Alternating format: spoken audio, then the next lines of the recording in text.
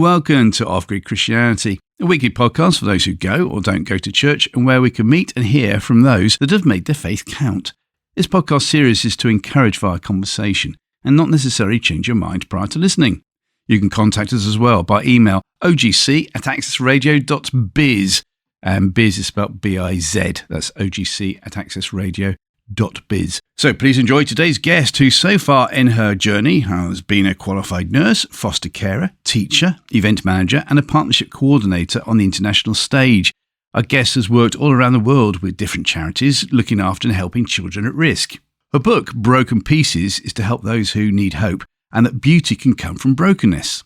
Creativity is key, and the book shares of her experiences dealing with, amongst other issues, cancer and miscarriage. So, why does she love making mosaics?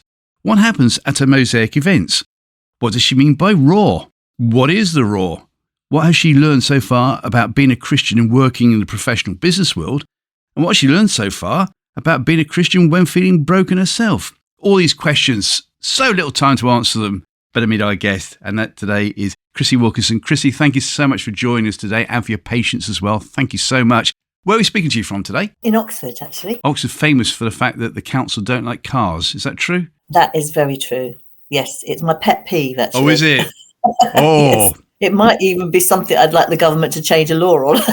Let's find out then, because that's one of the questions if you were Prime Minister. So I'll find out in a minute then. Thank you. Let's go for it, Chrissie, if that's okay. Question number one. If you could invite anybody from history for an evening meal, alive or dead, so that you could ask them questions, who would it be? In actual fact, it's somebody that I did know. I do know of her. But as with people who you'd want to spend time with, they're often very busy. Yeah. So I was actually thinking of this person called Susie Howe. And she was she kind of the founder of a charity called Bethany Children's Trust. She's kind of just inspired me for so long, and she has so many stories and experiences. And I ended up being a trustee of Bethany Children's Trust, which is where I got to know her a little bit better. But we're always on that kind of, business edge of relationship. So when I was thinking about actually inviting somebody for a meal, I thought I would just love to have, first of all, have the time to sit down to ask questions too, because she's got such experience. Her journey with the Lord is one that I really aspire to, her relationship with God in the mix of what she does. And so, yeah, she was the person I thought of, to be honest. That's a great answer. Aside from the fat, I was just thinking about eating. I think when you're eating, you want to have somebody you feel comfortable with. You know what I mean? Mm-hmm. Because food and tension don't really go together. Although often they do, ironically, don't they? But I thought, she's somebody that I really know I'd feel at home with as well, so that we could actually enjoy having a meal, and it would be a question and answer kind of real connection. That's a good answer. But if it was somebody from history that we might know, who would you choose as well? So you could have like a nice 3 or 4-some there. I mean, this is really bizarre, but somebody from history who I had thought would be interesting to me is somebody like Teresa de Avila, one of the mystics. There's a whole group of women. They were kind of considered mystics, mm-hmm. but they have books that I've had a number of the books written of their kind of journey with relationship with God. And I do think that would be an interesting mix with Susie, because she's somebody that does the kind of spiritual with the practical. And these kind of women of history like Teresa of Avila, and there's others. I mean, Julian of Norwich. Yes. I mean, all these kind of, I'm just thinking of the women that have stood out to me as I would really want to spend time with them, to get to know them and ask questions, particularly about how they connect their spirituality with real life, I guess. Brilliant. And Julian Norwich was a woman. Yes. 12th century, wasn't she? Something like that. Yeah, Norwich. I don't know the century. It was a long time ago. So my time machine will have to go back sometime. How far back in history do you have to go to get Teresa to bring her forward for the meal? Oh, a long time ago. I mean, you're talking a few hundred. Okay. Yeah. Oh, yeah, absolutely, a few hundred. Well, apologies for not knowing about Teresa either. I probably said her name wrong as well. So you might get people say, she's talking about Teresa. Her name was Diana. Yes. Good answers. Thank you. Question 2. Who is your favourite biblical character or favourite biblical story or favourite parable, please, Chrissie? I was thinking about this, and I realised it was either King David or Queen Esther, and I was wondering why that was the case. And I think because both of them are stories of kind of, he went from shepherd to king, and she went from orphan to queen. Mm-hmm. So I really love their story and how God used them and what we can learn from their lives, really. No, that's a very good answer. I'm only allowed one, though. Well, it's like a favourite biblical story, so you can sort of meld them together. Merge them. Yeah. Okay. Yeah, so we'll get round that one. It's good. Question 3 then, here we go. Right. If you were Prime Minister for the day and could change any law or impose a new law, what would it be? You'd be amazed how long it took me to think about this question, because it's such a deep one, isn't it? And you can end up in all sorts of rabbit holes thinking, what implication is this going to have on the world if you change this or that? It can be frivolous. It doesn't have to be. Okay, the frivolous one was actually, I don't know if it's frivolous, but it would be a real fun thing. Yeah. Is for a day, people swap wages. So the rich will swap wages with the poor. There's a TV program on at the moment where they're swapping. I don't actually watch it, but I've seen it advertised, where they swap people's families. So rich people will go on holiday like a poor person would go on holiday, and the poor person would take their holiday. Yeah. But I actually think it would be really fun to have a day where everybody has an opportunity to swap a day's wage with somebody on the opposite spectrum to them, just to, I don't know, it would be such a big social experiment, wouldn't it? Yes. I'm just thinking, I can't see it happening, though. No, I can see as soon as you start the first sentence, there's going to be point of order, out of order. You can't do that. Oh, okay. Well, that's a shame. It's a great idea, but all of a sudden you're going to go, well, I want to have his money. And then the other person said, well, no, why has Fred got it? I'm worse off than he is. And Well, maybe I could be a fun prime minister if I was a prime minister for a day, and I could just say, look, just for the heck of it, those that want to do this, you can have a go at it.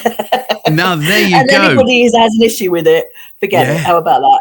Would that work? Now, that's really good. I like that. This can actually work. Yes, cool. I like to make it work. Especially when we find out there's not one multimillionaire that actually steps forward. That could be the challenge, couldn't it?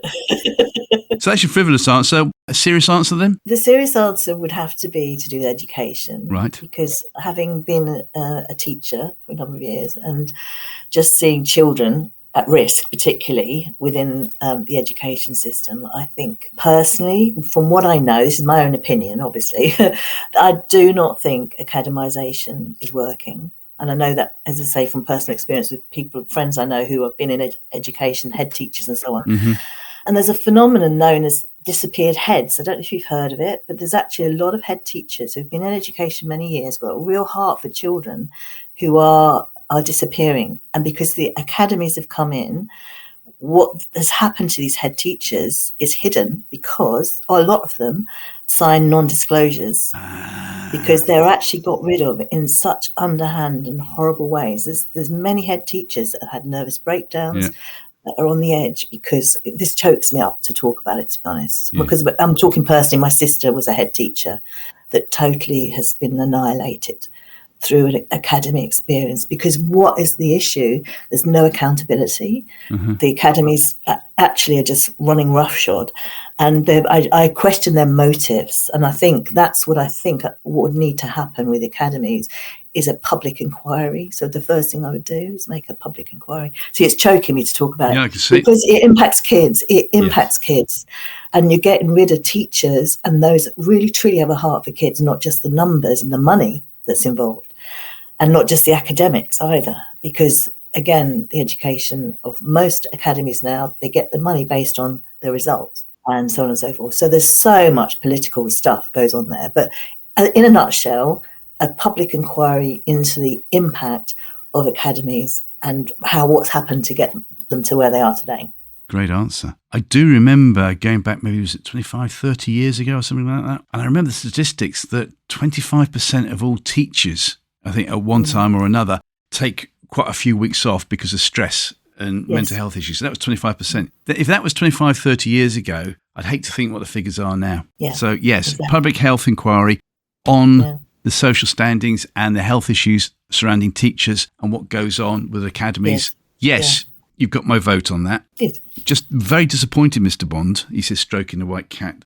You didn't choose Oxford No, I and the know. cars. I could start ranting there.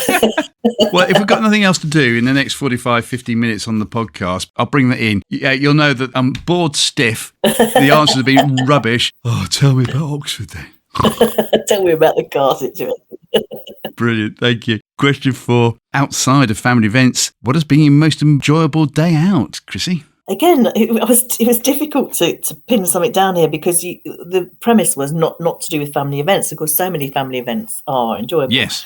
But the one that I've actually put down was the work I'm doing, the mosaicing actually, so the mosaicing comes in, and also the connection a little bit with the people I've connected with around the world that are working with children at risk. Yes. And there's a couple, in fact, there are 2 women that I've known in Uganda, and one of them is a Ugandan lady and one is an English lady, but they've kind of worked together in the network that's there in Kampala of kind of connecting different projects that are working with children at risk. And so years ago, they actually bought some land together, thinking they were there for the long haul. They weren't just, flybys. They were the vision for children. And this land, they've been years building. And the last time I saw them, they came over to the UK. And I just said, look, I would love to come and visit your new property because it's just about finished. They've been years doing it, slowly paying for it and so on. And I said, I'd love to come and do a mosaic. I would just really love to gift you a mosaic for this. So my favourite day, actually my most enjoyable day, I had to give you the context, was sitting in this. It was a large they've got, the land is on a hillside, so it's a beautiful view out across onto another mountain, just quite away from the centre. And in my memory was doing this mosaic. I'd got to the point where it wasn't the messiness, it was just the pleasure of piecing all the bits together and worshipping and singing. And the whole day was just, I felt like the angels were dancing around. It was one of those days. It was I was on my own, but it was just that space of being on my own and really sensing the presence of God and just loving what I was doing and feeling so fulfilled, to be doing a gift for somebody. So that was my most enjoyable day. And that's this year. So. Well, that's a brilliant answer as well. And because it's outside of family events, you weren't able to choose what happened yesterday on your birthday. I know. Yes. And for those who are saying, well, what did she do? Perhaps you could like to share what you did yesterday then on your birthday. Yes, it was. It would have been my most enjoyable day, I think. Well, one of them, because my daughter is getting married in May. So I had the pleasure of going with her to a place where you try on the dresses. You kind of get given a glass of champagne and you get treated like royalty and princesses yourselves. And so and it was my birthday. So as you said, so it was a double kind of fun thing to do. And of course, had I been your husband, I couldn't have thought of anything better than going around watching people put wedding dresses on. So what did your husband do? My husband actually is, he's a handyman, for want of a better word. He basically does everything.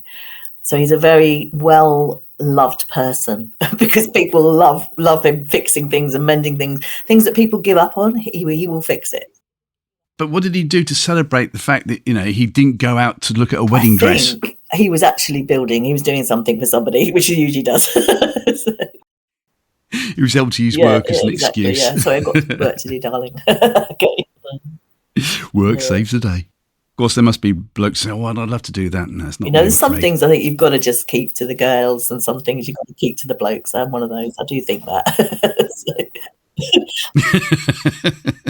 Question 5, what has been your most embarrassing moment then, please? Years ago. I mean, there's quite a few of them, but some of them you just can't repeat, can you? If people were really honest on this question, Martin, you would probably have to edit it. But the one that stand out for me is I was nursing in London, in Whitechapel in East London, along Commercial Road, if anybody knows that area. And it was really late at night. I think we'd been out, beyond hours pubbing with my friends. And for some reason, I was walking back along Commercial Road on my own. And as I was walking along, there was this chap and he had a Stetson, he looked like a Texan. He had a big Stetson hat on. And obviously pitch black, maybe 3:00 in the morning. And I was a little bit nervous about being on my own as a woman, particularly. But this guy started kind of shouting at me, And I thought he was saying, howdy, partner. So I was going, oh, howdy, partner, and he was getting nearer and nearer and more insistent, howdy, partner. And I'm like, oh, howdy, partner. And I was walking faster and faster, and he was walking faster and faster. Eventually, when he got up to me, he just said to me, and I realized what he was asking is, how'd you get to Poplar? Oh, brilliant. And I've been shouting at him, howdy, partner, for the last 5 minutes. Well, that was very embarrassing because it showed my kind of stylization of somebody in a Texan hat. You automatically assume they're saying howdy, partner to you. That's brilliant. And this is where you listen, and I never realised, but it turned out to be J.R. Ewing himself, Mr. Hagman. I couldn't tell the hat went over his eyes. Did he laugh in the end when you explained what you said? No, I didn't. I did explain how you got to Poplar. Unfortunately, it took him way beyond me because he was walking faster than me and I slowed down. Hugely relieved that it wasn't some axe murder or something. Yeah. Because that whole area has been known as Jack the Ripper area. Yeah, Whitechapel, of course, in the 1880s. Yeah. Great stuff. Well, thank you very much indeed for that.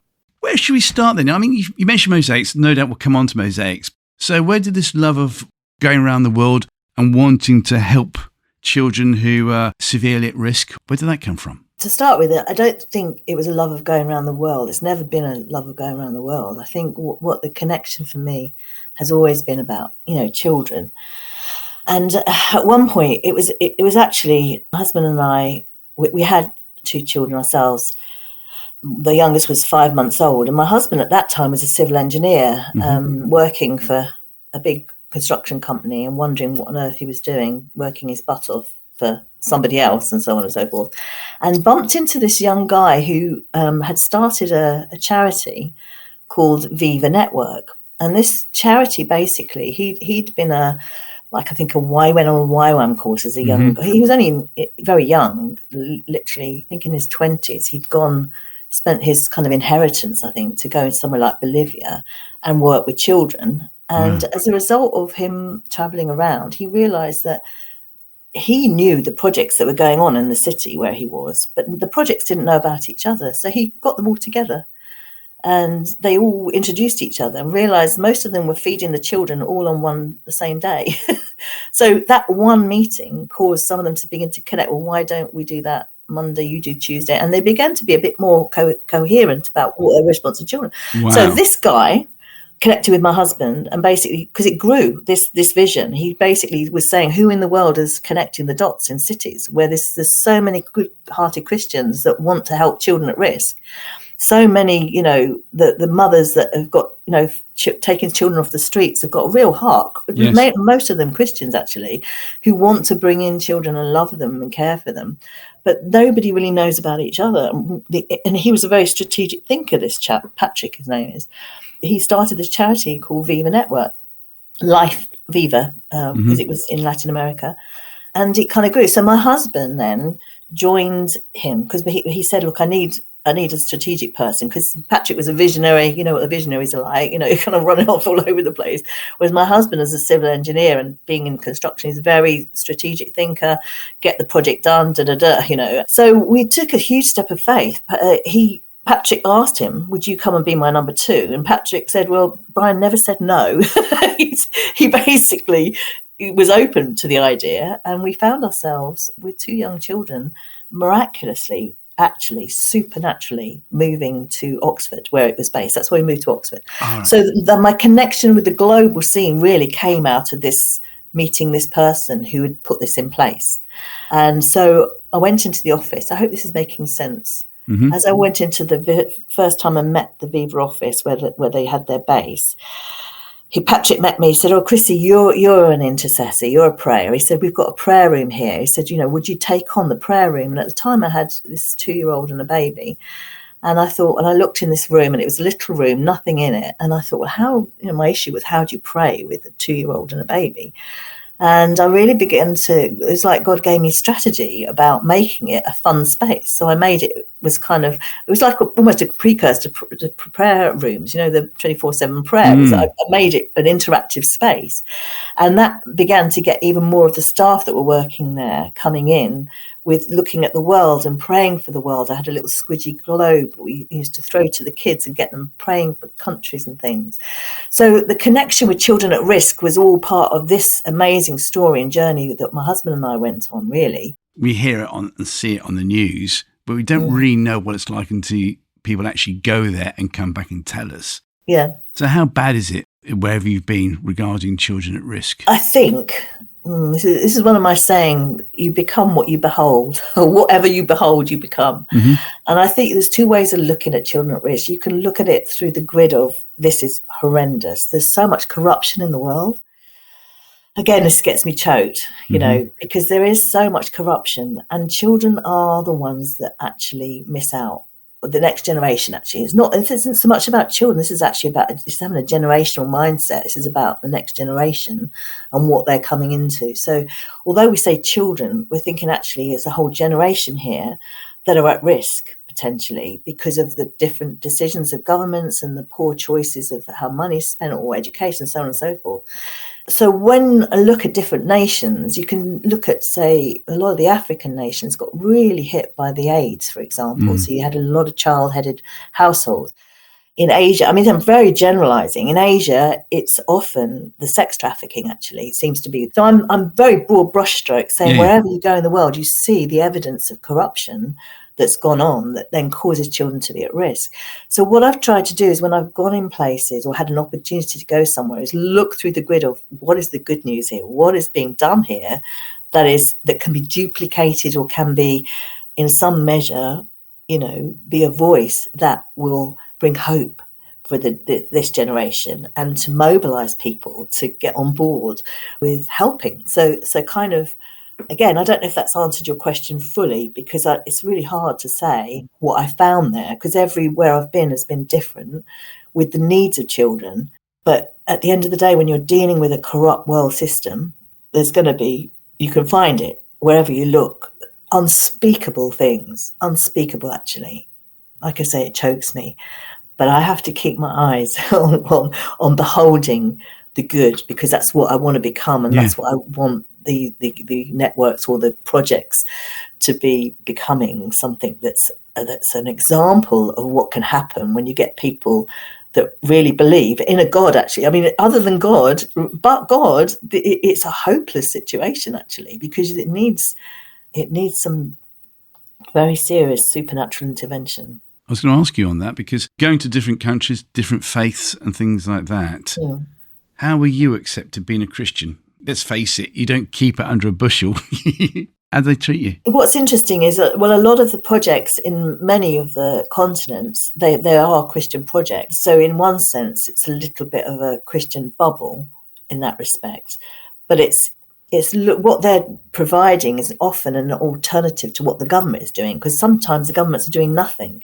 So what they are modelling as a Christian in those environments is, and what we try to do as Viva is try to give more excellence to what they were doing. So, for example, in projects, you try and come along so that because it's Christian, doesn't mean it has to be rubbish. You know what I mean? Or we don't have money. This is where we try and invest into the networks to build training for the project. So around a city, for example, you can get 10 projects that would come. One project itself wouldn't be able to pay for somebody to come and train them in child protection, for example, or whatever. But when you've got a network of 10 different projects that have come to because they want to learn together, you begin to start to put systems in place that actually then leverages the Christian response to be more excellent. Now you're talking, because then the government then looks at you, not because you're a Christian, but because you're doing best practice. And in many cases, the good news has been there's been an influence through the actual projects or the network that the government then has looked at and begun to use the networks. So that's how it's worked. So the response to you as a Christian hasn't been, I've gone in as a Christian. It's the excellence of the work, the heart to do well for children that then has begun to influence at government level. Because ultimately that is what needs to happen. There needs to be influence at a very high level. Yeah. Because it seems to me that, and this is to your credit as well, that with all this experience of seeing what goes on abroad, coming back, you could have said, well, I'll make this the rest of my life. This is what I'm going to do. You know, I'm going to get Christians from every country to finally join the dots, because that is something I've seen in my Christian faith walk, that Christians aren't very good at talking to each other. when it comes from different organisations. So that could have been your remit for the next several years, but then all of a sudden there's a change and Mosaics comes on board. So here's a nurse going around the world. What happened there? There's a story to that, because when I did my teachings, I was a qualified teacher. Like you said, you read out the list at the beginning. I'm thinking, oh, golly, I have done a lot of things. But as a qualified teacher, which is where I met Ruth Moyler, who was one of the guests you had on with the Interplay Lens, I loved art. So I have been an artist through all this, and that's been a common thing. But when we first came to join Viva, my husband and I really felt we should put our money where our mouths were. And my children were young. I thought, how can we help children at risk that are here in Oxford? So we tried to become foster carers, basically. We started the route for that. And my very first mosaic was done as a result of the fact we ended up having real trouble getting approved as foster carers. It was a time when I think there was a lot of suspicion about Christians in foster care. I think they were kind of wondering, if there was an agenda or whatever. I don't know. There was a lot of question about it. And we really had a tough time to be approved. And fortunately, we had a senior social worker who was on our side, but she was getting a lot of jip from higher pressure going on. So I gave up. I thought, well, okay, I'm not going to be a foster carer. I thought, that's too hard. You know what I mean? You have to jump through so many hoops. And so I got a tile and I smashed it up, and I was did this mosaic based on our family had sort of an angel over our family. My husband and myself were kind of represented, and then I put a third child with a shiny face, and my mosaics have all since then. I put kind of shine like sticky back plastic. Actually, I used. So I'm telling you a little secret on my mosaicing. Blue Peter style, excellent. Yeah, Blue Peter. Oh, I am the original Blue Peter kid. Me, you can make it happen. And so this first mosaic was actually of our family with a foster child by faith, thinking, God, if you said this, then you have to make a way here, because it wasn't happening. And then it did happen. So that's that story. And that's how I began to get into mosaics. And then I just began to do more and more. And they were always two things, always sort of angelic. I had a sense of spiritual movement around stuff, and they were marking that. It was like, and sometimes it was for people I did it, celebrating their lives. And the other thing is the shiny reflective surfaces. So that's my uniqueness. So that's how it began to grow. And you now do mosaic events. So tell us more about that, please. So the mosaic events has come because, again, what I realised in fact, it relates a little bit to the book Broken Pieces, which you mentioned at the beginning. The events have come sort of out of that, because the book is not just about me. It's to help people look at brokenness, perhaps in their lives, and see a way of processing brokenness to make it something beautiful. I don't know, is it kintsugi? There is a Japanese art where they break pots and then they seam the pieces together with gold. Do you know what? I've seen that on the Great British Pottery Throwdown. It does exist. There you go. So it's a similar kind of thing. It's like something beautiful out of brokenness, and that's the whole thing, and you're forming something new. So the workshops come now. What I want to do really is connect with people that had some area of brokenness in their life. So, for example, I'm now in Oxford getting involved with a housing association that work with the homeless. They've now rehoming homeless in communities. So I'm getting them together and going to do mosaics with them. So there's this kind of story that you can begin to tell, and people can begin to tell through their own experiences. So as much as people are having fun doing it, it's like it brings people together. It's imaginative. You can actually create something that gives you a sense of identity through it, a sense of your own journey, marking stuff. So the workshops come, I do them generally for the general public, but I'm also this year just going into, like I say, charity homeless projects and stuff where you can begin to help people, and this particular charity anyway in Oxford. So that's a bit more of an open door that's come my way. So that's good. Wonderful. Chrissie, I just said at the beginning, off air, don't know where it's going to go. I want to take the gloves off now. That's okay. In fact, I'm going to throw the paper away. I think you've got so much to give because of what you've done so far. So that's why I'm taking the gloves off. Yeah. Let's just imagine that I've got everybody that listens into a room. I bring you on stage. Yeah. And I want you to share with us, please, now, what you've learned so far from everything that you've done. Okay. So first thing, what have you learned so far about being a Christian and working in the world?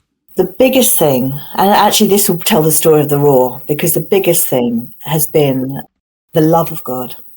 the absolute love of the Father towards us, whether we know him or not. Actually, this is generic, even if people have never had a relationship with the Lord, God's heart is, that none should perish, but all have everlasting life. So that's the biggest thing I've learned. And actually, what's interesting, working with children at risk, I believe every single one of us born, in effect, is a child at risk, aren't we? If we think about from the day we're born into the corruption of the world, and so we're impacted by that, either through generational line stuff or rubbish that happens to us, that God never intended.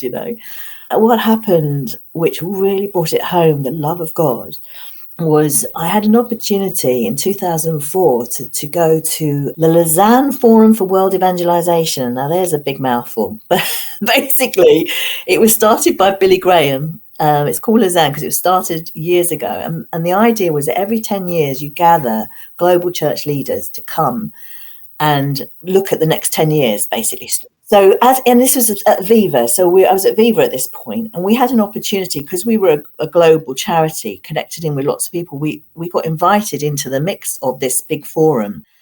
Patrick, this is the guy who founded Viva, he had the opportunity of speaking at this gathering of 2,000 global leaders, and you're talking organizational, denominational leaders. So it's a big deal. Yeah. And we were going to put children on the agenda.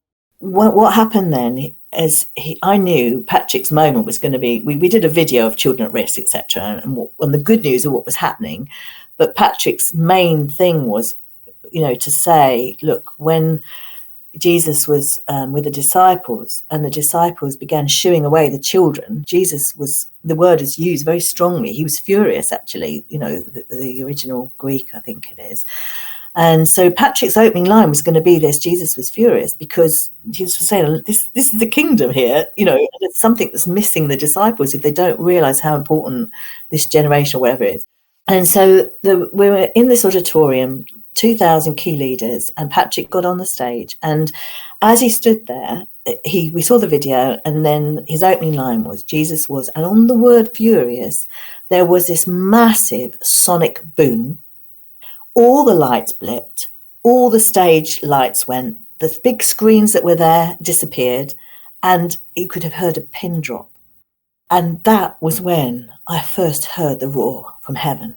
So it wasn't stage managed then? It wasn't stage managed, no. It was not stage managed. It was an absolute punctuation mark from heaven. That's all I can describe it as. It was like, oh my goodness.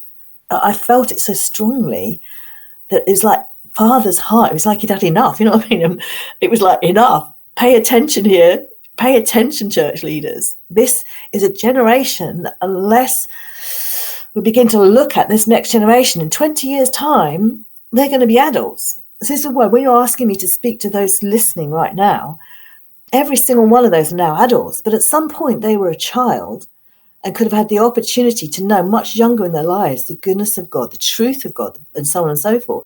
That was 2004. And now it's actually 20 years now since that first roar that I heard. And I just think my question to the Lord now is, why am I not working with children anymore? And it's almost because that generation has now become the adults. And we have adults are full of still not knowing God, still not knowing the love of the Father. And I felt the love of the Father is so for humanity, it's so for the lost, and it's also for the one.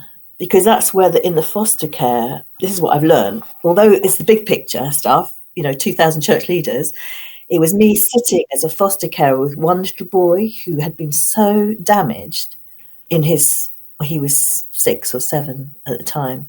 I used to have to sit outside his bedroom every night because he was too fearful to go to sleep. And he used to have to see my foot. And I'd sit on this rocking chair.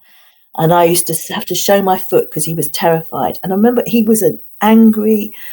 We were doing like extreme foster care at that point, which is actually where it's called therapeutic foster care, where children have already had multiple placement breakdowns.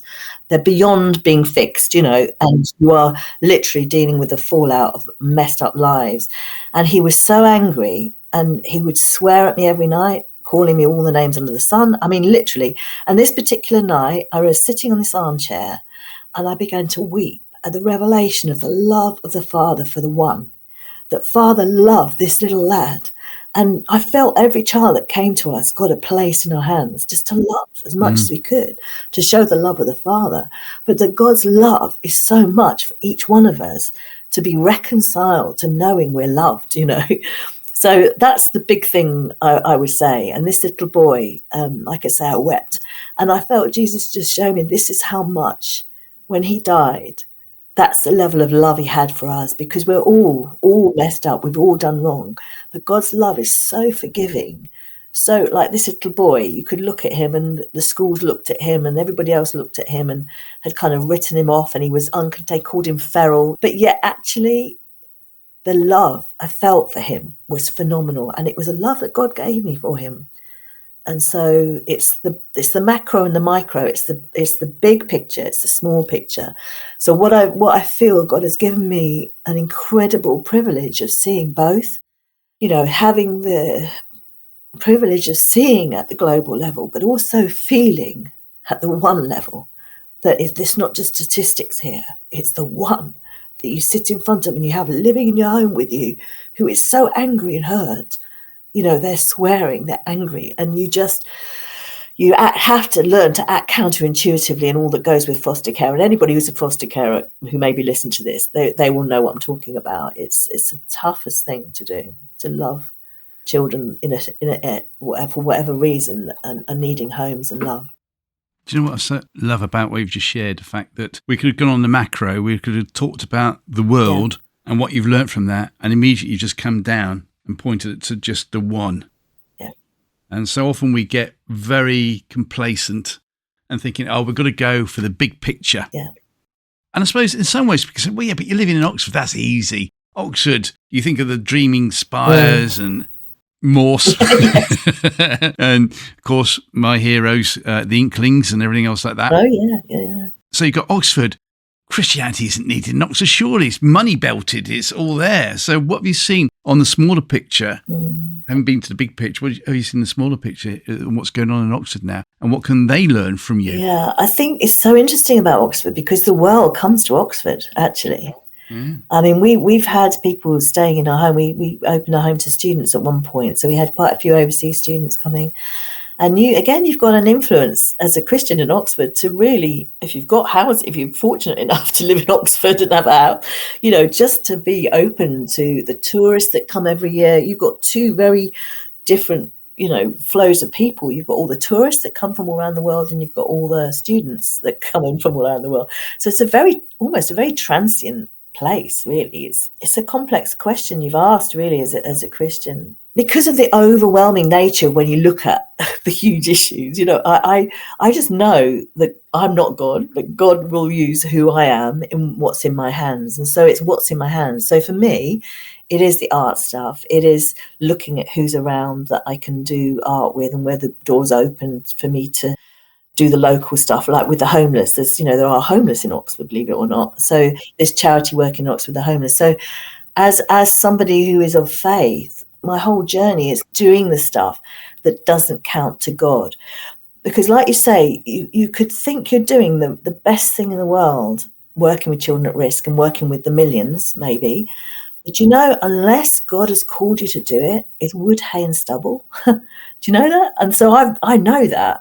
Now explain more on that, Okay. Because that is a fascinating point. So tell us more. The scripture is very clear. Jesus says, you may have raised the dead. You may have done this, is that wherever the verse, I know scriptures, but I often don't know where the verses are.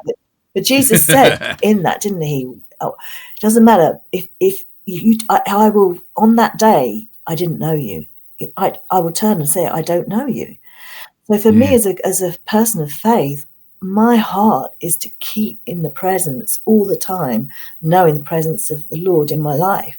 And if I lose that, I know I can go off by the distractions of the needs of the world, because there are huge needs.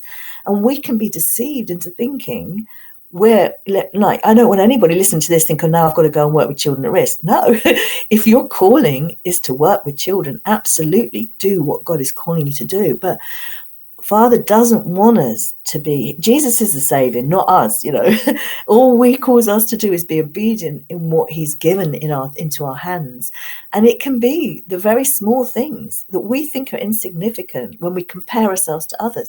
And comparison of others is the biggest devil out, I think, because it's like it could stop us fully being who we are, and what God is actually unique reason that we're here on this earth, and why we're here. And sometimes it can be for the one, and some, like we talked about, but the wood, hay and stubble verse, that again is a very sobering verse, because it just makes me think, wow, I don't want to transition into wherever, whatever's going to happen, whenever it's happening, and stand before the Lord on Judgment Day, and it be, you'll still saved, but the works you've done count for nothing. They will get burned. So two kind of verses there that are very sobering when I think of my own, wherever I am in the world. And again, it's for whatever reason, Father's placed me here in Oxford, and I'm here until he leads me somewhere else. And so, and this is what I think, what I was alluding to at the beginning, not realizing what you were going to share, that, you could have clearly gone on the conference circuit talking to people around the world. This is what I've done. This is what we do. We get charities together to talk blah, blah, blah, blah. But no, you haven't. You've given that all up, and you're now in Oxford. And this isn't to decry Oxford at all, but you've given that all up. People listening today as Christians, or maybe not even Christians, think, well, what's the point then? What's the point? So what would you say? The point is, I'm not looking at the immediate. I'm looking at the eternal. and I think I know enough, or my relationship with the Father is so deep. I think his desire for us is not just to tick the box, yes, I'm a Christian. His desire for us is to mature and become mature sons. So for me, my journey at the moment is being obedient to him, because I want to be mature. I don't want to be immature, just thinking, this is, because I've said a lot there. I've said something there. Keep going. I think so often we can have the mentality, I'm a Christian, I've ticked the box, I'm going to heaven. My own feeling is we bring the kingdom wherever we walk. We are walking as ones who represent the kingdom. So when we walk in a room, we bring the kingdom into the room, whether that's in a supermarket. I mean, seriously, we're talking very basic here. My walk in Oxford, I will walk into a supermarket and I know I can change an atmosphere. That's who we are. If we really fully know who we are as sons of God, that have his presence in us, the kingdom of God is within you, said Jesus. And I'm like, okay, I'm taking him seriously. The kingdom of God is within me. It's not out there. God help me, God help me, God help me. He's in me. And I'm like, wow. So that's my mindset now. It's very different. It's taken me many years to come to this place of journey with the Father that's beginning to reveal to me who I truly am as a son, that can believe I can change the atmosphere in places because God is in me, because his presence is with me, and because I'm following him, So again, I don't know if that's answered your question. It's all warming up to what I'm going to ask you in return, because for me, in my walk so far, just because you become a Christian, that's actually you're now at point A. Yeah. It's not just getting to point B, because once you get to point B, God will say, well, actually, now I want you to go to point C and then point D, and I keep going on. But it means then that you have to realise that when you became a Christian, you still got all the baggage with you. Yes. It doesn't go overnight. No. You've got to actually want to let it go in the first place, because all too often, from a psychological point of view, you'd rather hold on to the baggage because you're used to it. It's your protection. And God is saying, no, I want to take it off you, which leads into your book, Broken Pieces, and about being broken yourself. So please share more about being broken and what it means to you now. I think the brokenness, it can feel sometimes the things that happen to you, you can say, why God did you allow that? Why has that happened? But every single thing you could look at on the surface as being something like, that's really awful. Somehow the learning in it, that being open, you can either look at things, it's the story of the stepping stone or stumbling block, isn't it? You can either see what's happening in front of you as the stumbling block, like I say, what you behold you become, or the stepping stone. And so for me, because of my faith in God, to be honest, it's not just blind faith, it's absolutely knowing the relationship and the love of the Father.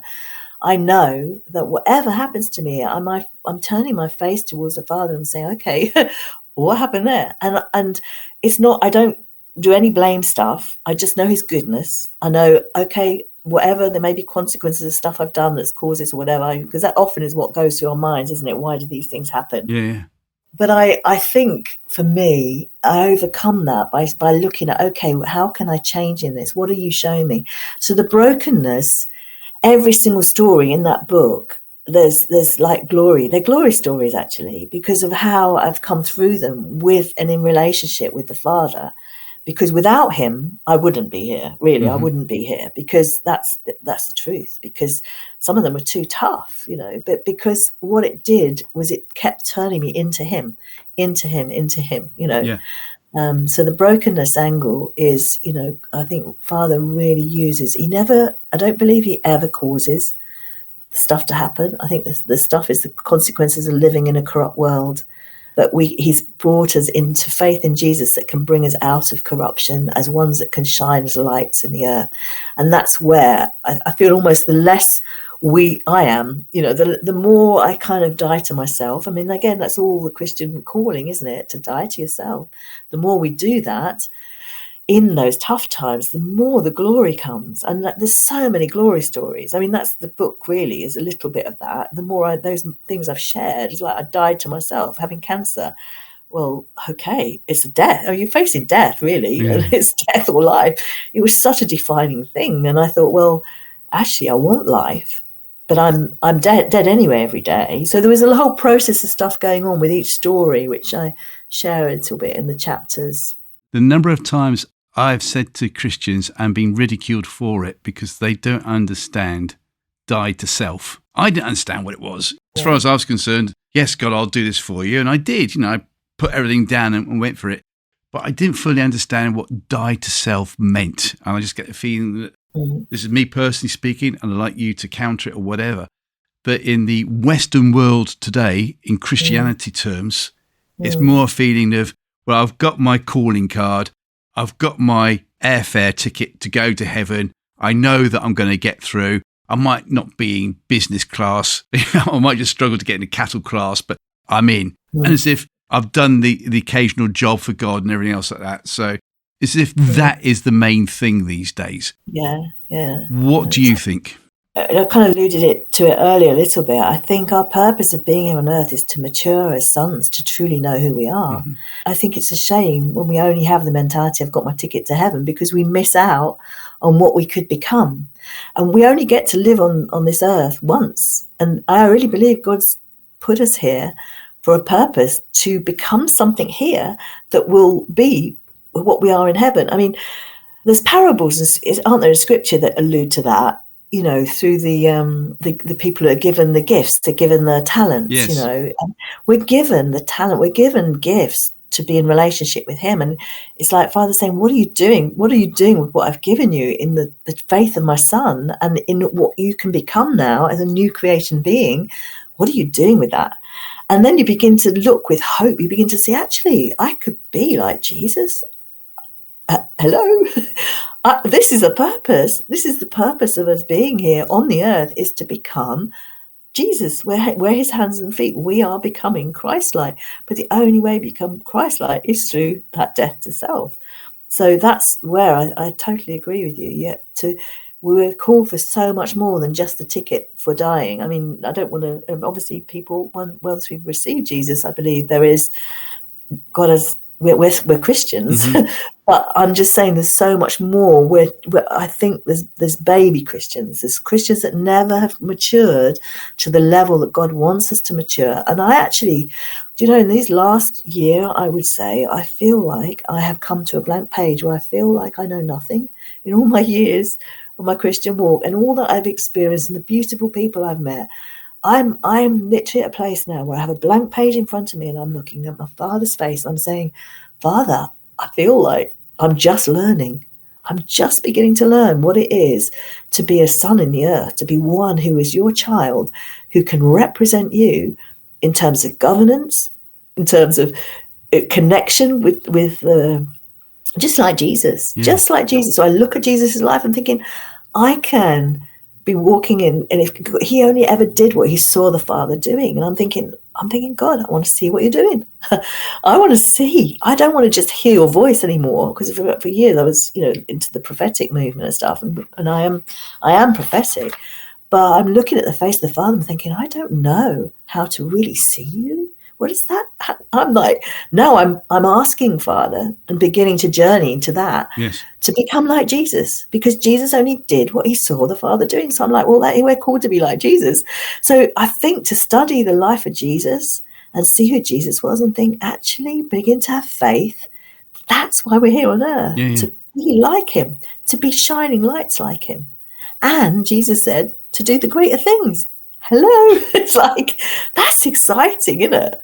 Don't you think, to do the great things? And that gives me such hope, because that's worth dying for. For me, to think that God himself dwells in me, and that the more I die to myself, the more he's enabled through his spirit in me and so on to accomplish what he wants to accomplish through my body, through me being here on earth, the more joy will come to me personally, and it is doing, and the more fulfilled we are, and the more victory I think we see over the corruption that's around us, because we shine as lights. That's what we're called to do. So in layman's terms, or as I used to say, in Janet and John terms, yes. For those who are saying die to self, what does that actually mean? Well, let's get you to tell me, what does it mean to you? I think a lot of it is to do with our thoughts. It's to do with the stuff of our soul. It's to do with our emotions, our mind, our choices, our will.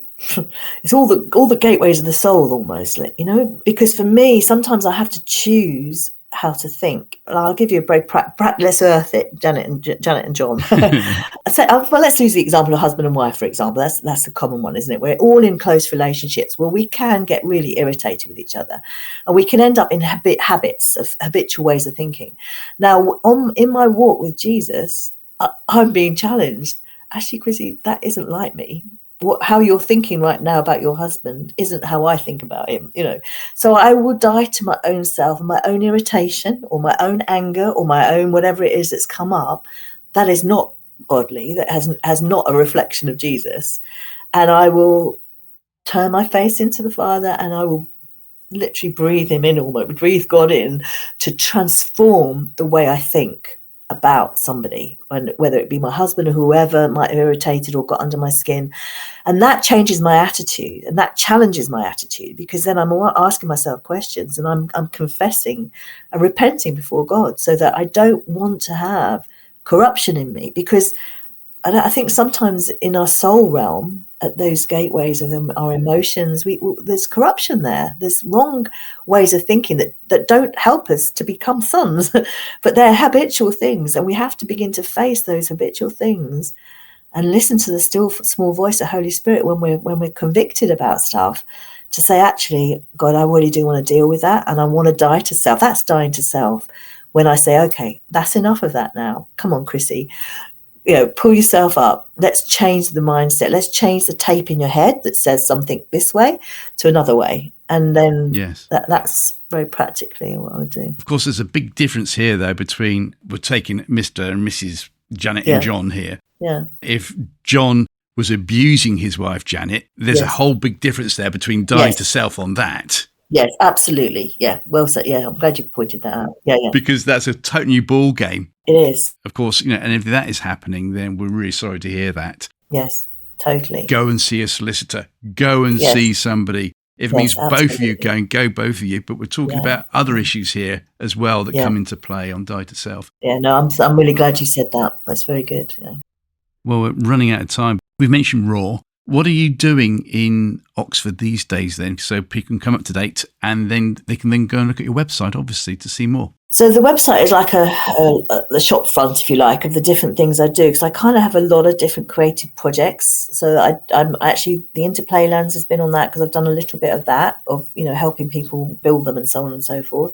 The mosaicing that I do is on that. I also do painting art, sort of, I call it encounter art, a little bit like where you connect in with Father or Jesus or Holy Spirit, and then you allow them through some questions that I asked. I take people through a process of doing painting layers. You don't have to be an artist to do it. It's just a really fun way of using color and emotions. It's a very kind of mindful, deep way of connecting in with the Lord, that bypasses our thinking. Art's very good like that. So basically on the raw, which is, I think for me, it's the heart of God. I hope it's come across, the heart of God for who you are. That's the raw. The raw is his passion and love for each one of us. And the little pieces he's given me are through the process of art to begin to connect with the love of the Father, connect with stuff going on in our lives, being for mindfulness and well-being. So a lot of what I do helps people come to a place of well-being, process traumas, process hurts and things like that help them walk out into a place of, freedom, really. And if people want to know more about you on your website and maybe even contact you because they're being challenged in a good way, want to contact you, how can they do it? And what's your website address, please? My website is www.the-raw.org. Raw spelled R-O-A-R. Yeah, so it's the and then a hyphen ROAR.org. From there, actually, you can email me. There's a connection there for emails. 2 more questions. First question will lead into the second question, which obviously is who your Christian hero is. And obviously the Christian hero has to be dead and not in the Bible. So I'm really looking forward to find out the answer on that. But the number of people who, when I do the Christian hero slot, choose a certain person whose initials are C and S and his surname is Lewis, or the initials J and R and surname Tolkien, it seems to be fundamental now. That's what everyone's choosing. And of course, you're living in Oxford. Yes. And I can't help but always mention to these people, we've got to talk about the Inklings and the pub, the Eagle and Child. And I was horrified to hear that Eagle Child is still closed.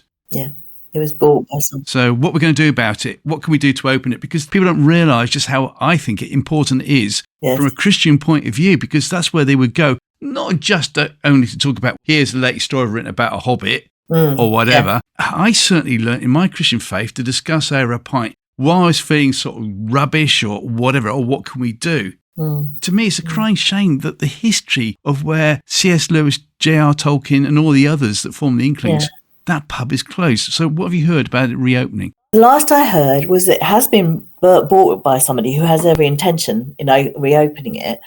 I don't know if you've ever been in the pub. It's a very small, it's not very health and safety way. So I would imagine it would cost a lot of money to keep the authenticity of the place, but get it up to the kind of standard of a pub that anybody who purchased it, if they realise the income generation that could be bought through having it done up.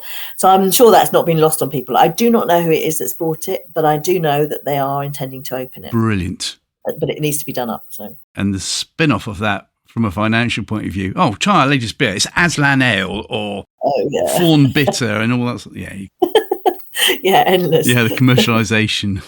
Not that would ever happen, of course. You could have the Hobbit room and you could have the Narnia room. Couldn't you just? Well, I think maybe you and I should go and buy it then. There you go. Yeah, that'd be fun. I've got 2 and 6. You can offer, I don't know, a signed copy of your book, The Broken Pieces. That'll do it. Oh, yeah.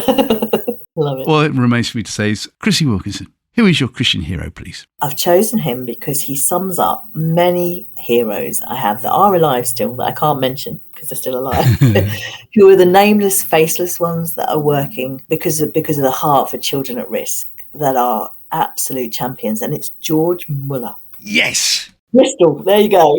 George Muller, you know him. He's my hero. Is he? Yes. There we go. So you tell me more about my old mucker George. You probably know a lot more about him than I do, but all I did was read a book about George Muller and just who he was as somebody who was so in relationship with the Lord, to the point where the faith level of the man and the generosity of the man and the vision and the journey, I think everything about him was an overcomer. And so he inspires me because he's overcome, but it was never a selfish intent, the heart that he had for children at risk. If anybody doesn't know who he is, it was in Bristol, and he really just built or began to develop places where children could live that were street children in those days. And so he gave them a home. I mean, you probably know a lot more of the facts than I do in terms of how many homes he ended up having, but he was thousands of children eventually who he rehomed and gave love to and cared for. So that's George Muller. Yeah. Died in the late 1890s at a ripe old age. And what people don't remember so much about George Muller was that he came over from Germany and he wanted, when he became a Christian, to save the Jews. And then he caught a tuberculosis. I can't remember now what it was. But anyway, he had to go down to Totnes in Devon. The doctor sent him down there. So this is about the 1840s, 1850s. And he recuperated there, came back to Bristol. That's where he saw the street children, wanted to do something about it. And of course, he never left. And so he then, as we say, died to self what he wanted to do because God was actually showing something else. Yeah. But more importantly, it wasn't until he retired in his late 70s that actually his real life took off, because God took him around the world not once but twice. So he was speaking in New York, he was going all around the world. His wife saved him on a train in India. He had a very bad incident. Yeah, an incredible bloke. I think he was travelling till he was about 88. Every possibility. He saw Bristol City play football. Ooh.